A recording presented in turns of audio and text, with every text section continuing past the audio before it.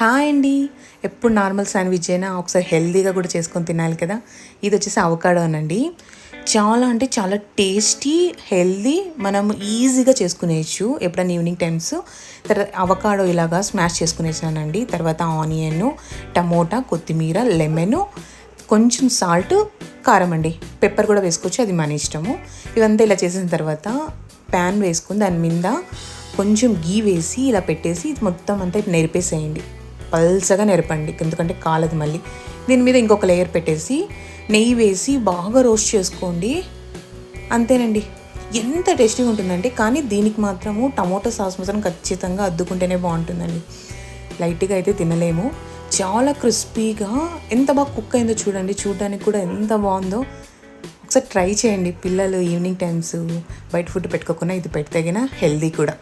Okay అండి, bye అండి. ఒకసారి ట్రై చేయండి.